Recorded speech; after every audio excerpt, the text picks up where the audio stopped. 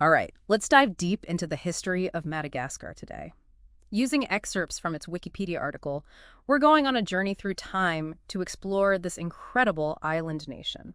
Madagascar, is often called this crossroads of cultures. And we'll see why, exploring how different migrations and global influences have shaped its identity. From early settlers to kingdoms rising and falling, all the way to the impacts of colonization. Yeah, I'm ready to have my assumptions challenged for sure. Like, starting with those first inhabitants, I would think being so close to Africa would be settled by Africans, right? You'd think so. Yeah. But it's more complex. Archaeology hints that humans were in Madagascar way earlier than thought, maybe as far back as 8500 BCE. 8,500 BCE. Wow, that's like the Stone Age, practically. What does that tell us about human migration then? It really challenges what we thought. Suggests humans were sailing further than we knew. Think about crossing the huge Indian Ocean back then. It really shows you human ingenuity, that desire to explore. It does make you think what other stories are hidden back in history. But here's the thing, right? Early settlements are one thing, but evidence suggests continuous presence in the highlands didn't happen till around 1200 CE. And who those settlers were is even more surprising. Totally. So Madagascar is near Africa geographically. But its language, lots of its culture, points to the Sunda Islands, the Malay archipelago. Thousands of miles away. Almost impossible to imagine, but the evidence is hard to ignore. Hold on, people sailed from Southeast Asia to Madagascar? How did they even do that back then? Well, look at the language. There are connections to the Manyan language in Borneo. And culturally, things like burial in canoes, that's similar to Polynesian traditions. Even some physical features like the epicanthic fold, more common in Asian populations, are seen in some Malagasy people. Burial in canoes. That sounds like something straight out of a movie. Did they mean to go to Madagascar, or was it like an accident? That's the mystery. The Borobudur ship expedition in the 80s showed it was possible, though. They rebuilt a ship, like the ones from ancient reliefs on the Borobudur temple in Java, sailed it from Jakarta all the way to Madagascar, then on to Ghana.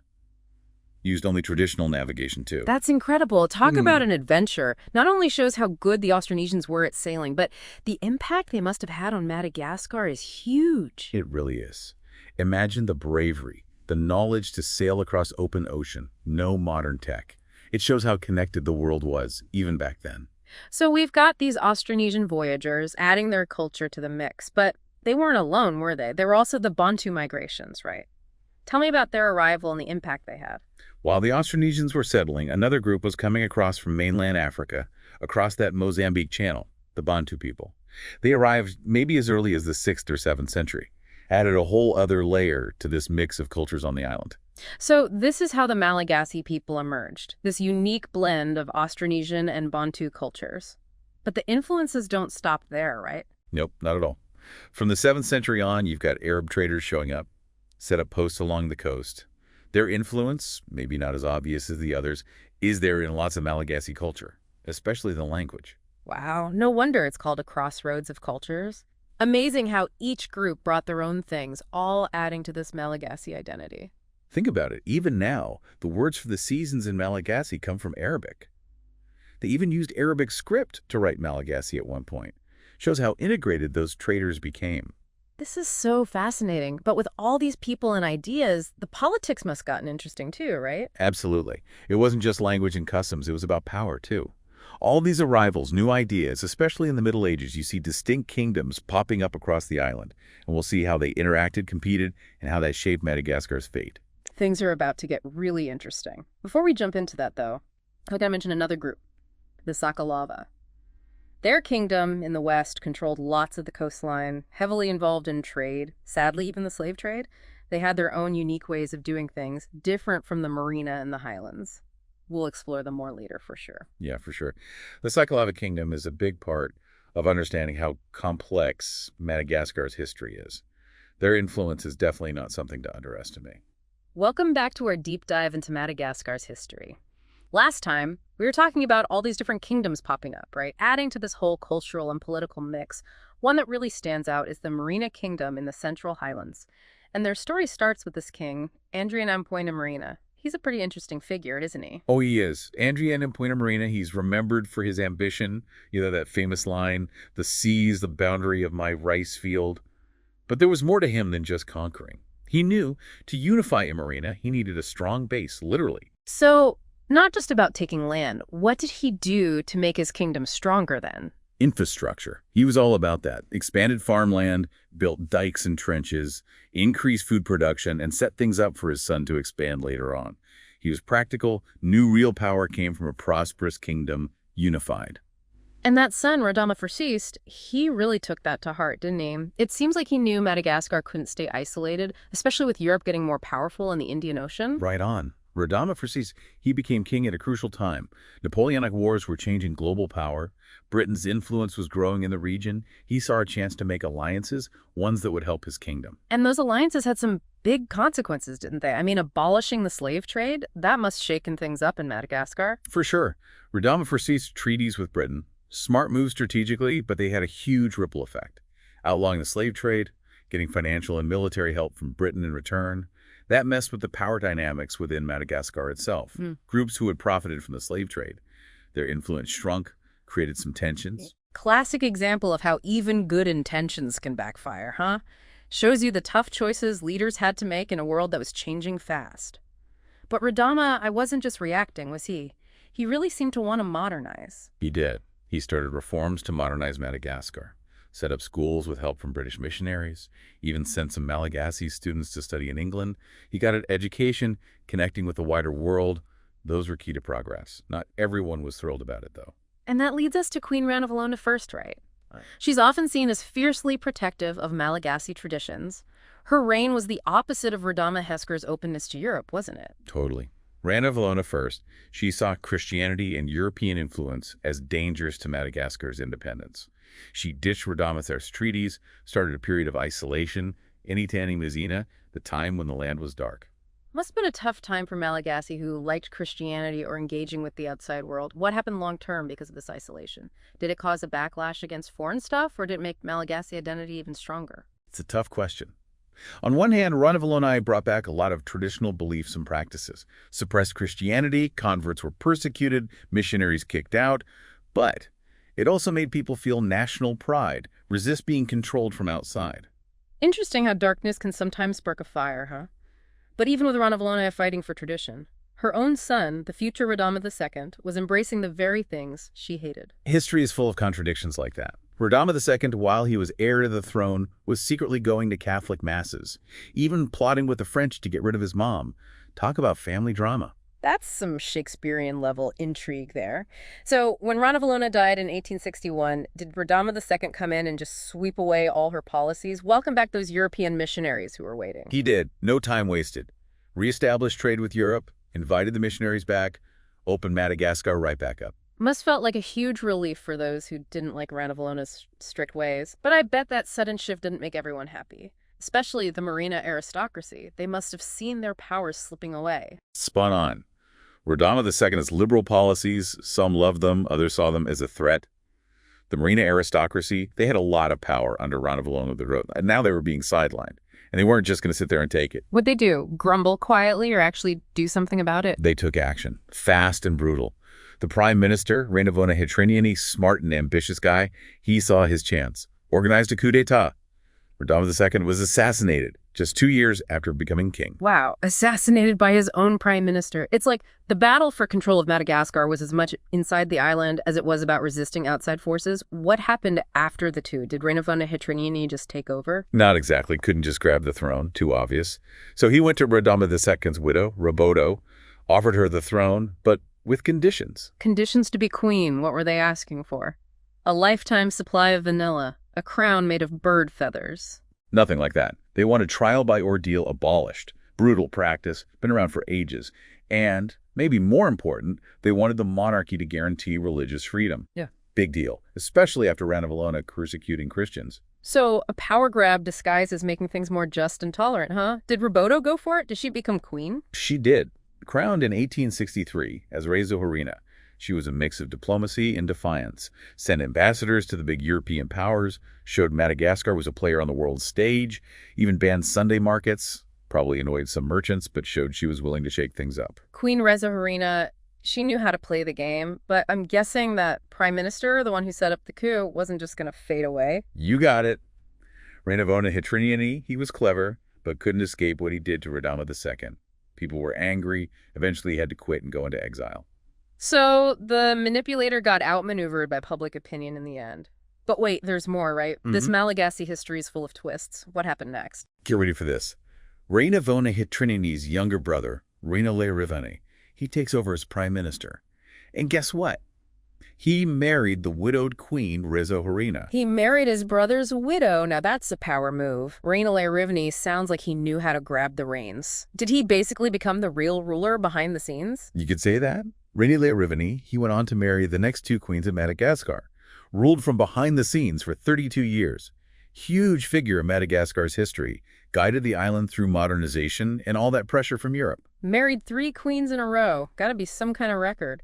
So what about this modernization? Was he trying to make Madagascar into a mini Europe?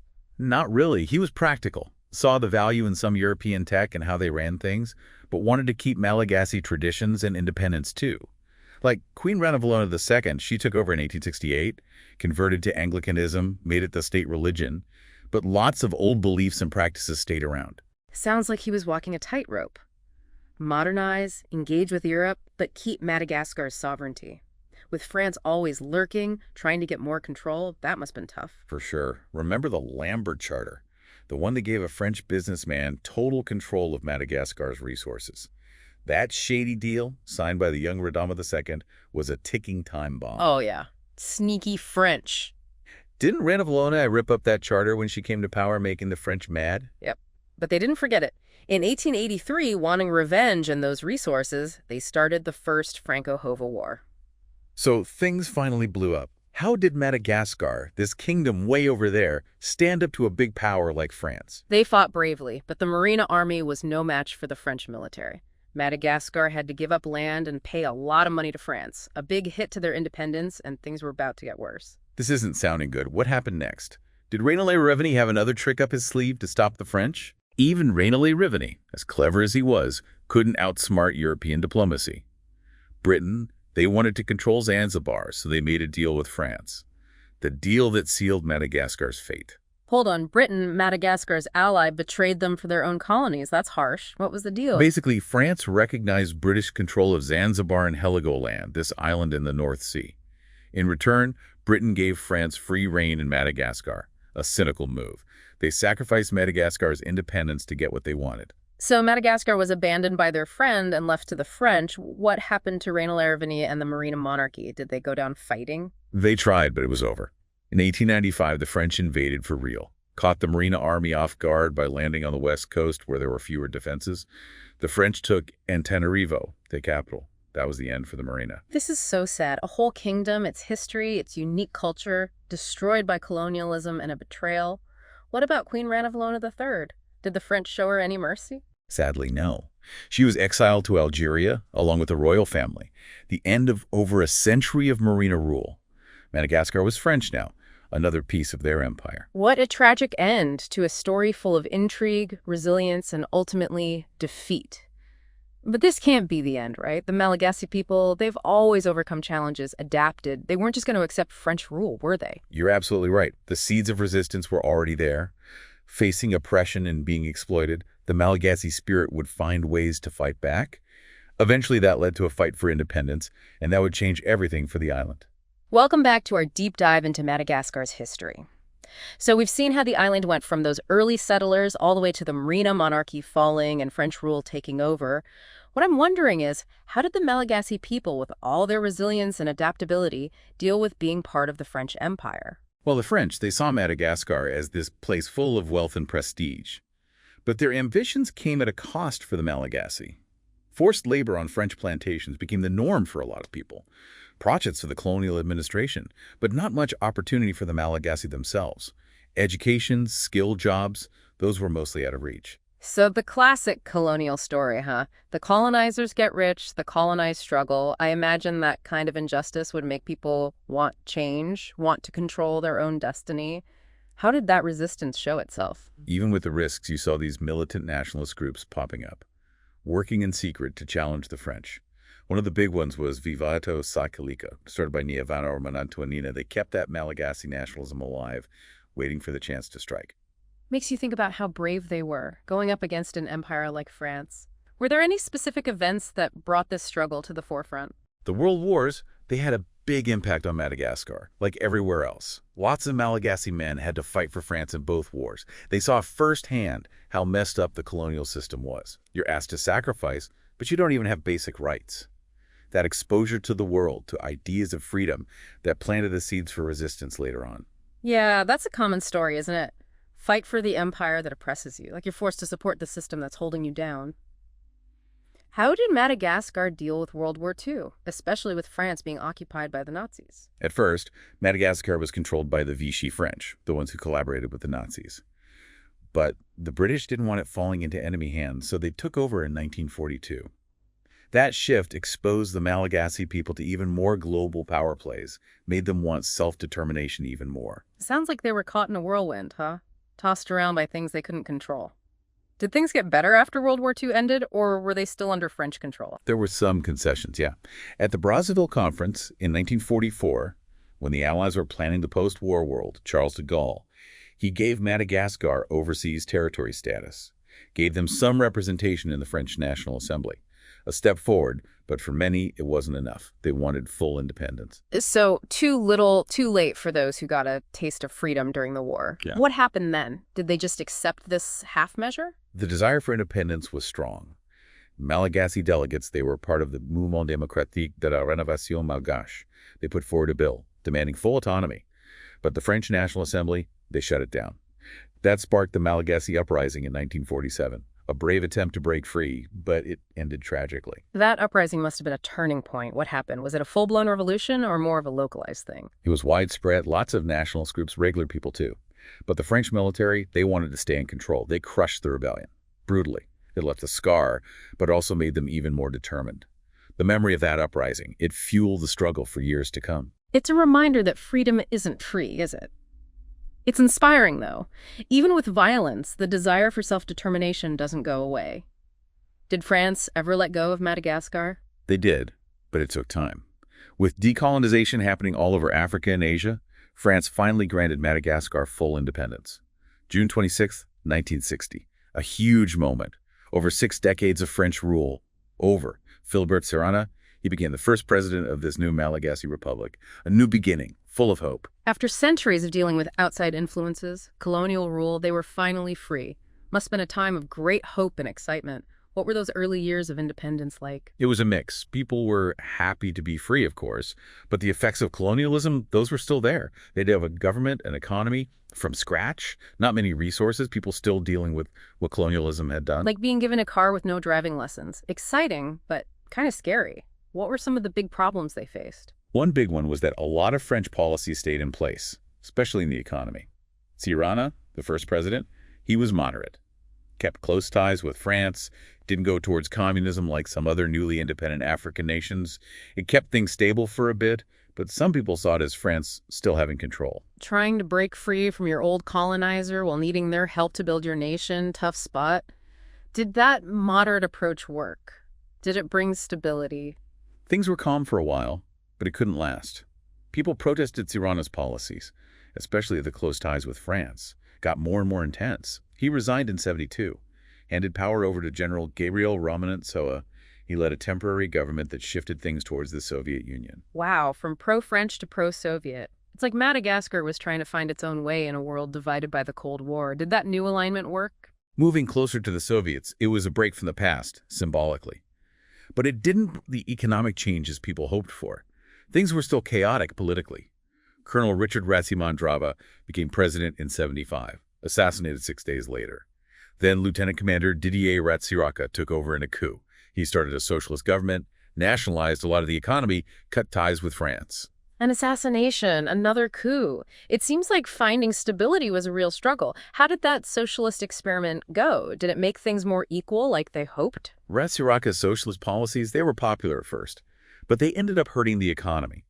Nationalizing industries, the French leaving, taking their expertise and investments, it caused shortages, inflation, people's lives got harder. By the '80s, the economy was a mess, unrest was growing, Ratsiraka changed course, started talking to France again, adopted some free market reforms. That seems to happen a lot after colonialism, doesn't it? The excitement of freedom fades, and then it's the hard work of building a nation. They try different ideas, looking for that solution that'll bring prosperity and stability. Did moving away from socialism work for Ratsiraka? The economy did get a bit better, but Ratsiraka, he was still holding on to power. Suppressed dissent, kept his one-party state. That, plus the economic problems, people got frustrated. They wanted democracy. It's like they were trying to break free from colonialism, but they couldn't escape this cycle of instability. What finally changed things? What pushed them towards democracy? By the late 80s, the Berlin Wall came down. There were all these pro-democracy movements around the world. That inspired opposition groups in Madagascar. They wanted multi-party elections, an end to Ratsiraka's rule. The pressure from inside and outside got to be too much. In '92, he finally gave in. A new constitution, a democratic one, was adopted. So the winds of change sweeping the globe finally reached Madagascar. Did that new constitution bring in a more stable democratic era? It was a big step, definitely. Yeah. Hope for a more inclusive government. The first multi-party elections were held in '93. Albert Zafy beat Ratsiraka. A win for democracy. But Zafy's presidency, it was full of political fighting and economic problems. He got impeached in '96 for going beyond his powers as president. So close. It seemed like they were almost there, a stable democracy. But those divisions, the economic problems, they were huge obstacles. What happened after Zafy got impeached? Did Ratsiraka come back? He did. In the next election, not many people voted, but Ratsiraka won. He kept pushing market reforms, but there were accusations of corruption. He wasn't fixing the poverty problem. People opposed him, and that set things up for another political clash. It's like they kept trying, but they just couldn't escape this political instability, couldn't find that balance between democracy and a government that worked. What finally took Ratsiraka down? The 2001 election. That was it. Ratsiraka was up against Mark Ravalomanana. He was a businessman, charismatic, promised change. The election was a mess. Both sides said they won. Protests, some turned violent. The country was close to civil war. After a recount and a court ruling, Ravalomanana was the winner. Ratsiraka had to go into exile in France with all the international pressure. Another dramatic turn. Every time they got close to stability, something would pull them back into chaos. Did Ravalomanana finally bring peace and prosperity? There was a lot of hope when he came in. He focused on building things up, roads, schools, hospitals, worked with the IMF, the World Bank to try and fix the economy. He wanted to help the poor, but it didn't always work. Yeah. And then people started accusing him of being authoritarian. Seems like that's the pattern, doesn't it? Leaders with good intentions, but they struggle to make things better. What brought Ravalomanana down? In 2009, things exploded. Ravalomanana shut down a TV station owned by Andry Rajoelina, the mayor of Antananarivo. He was a rising star in politics. That decision sparked protests. Some got violent. The military saw Ravalomanana was weak, took over the presidential palace. He had to resign. Rajoelina took over. A lot of people called it a coup. Another coup. The military was always involved in politics, it seems. Did Rajoelina finally bring stability, or is it just more instability? A lot of countries and people in Madagascar were against Rajoelina at first. He led a temporary government, made a new constitution, held elections in 2013. Harry Rajoelina won with Rajoelina's support. But that didn't fix the underlying problems, the power struggles. Those have continued to shape Madagascar's politics. Sounds like their democracy is fragile, doesn't it? Always in danger of going back to authoritarianism. Have they managed to hold on to those democratic gains? It's been rough. In recent elections, Rajoelina came back to power in 2018. Beat Ravalomanana, but it was controversial. Got reelected in 2023. But not many people voted. Poverty and corruption are still big problems, and it's still unstable politically. So Madagascar's story is still going on, huh? Good things happen, then there are setbacks. It's a roller coaster. After learning all this, what stands out to you the most? It's the Malagasy people, their resilience. They face so much, environmental problems, political problems, economic problems, but they still have this vibrant, unique culture. It shows how strong the human spirit is. Even when things are hard, the hope for a better future doesn't die. That's a good point. We're ending this deep dive not with sadness, but with a cautious optimism. There are big challenges, but the Malagasy people are strong.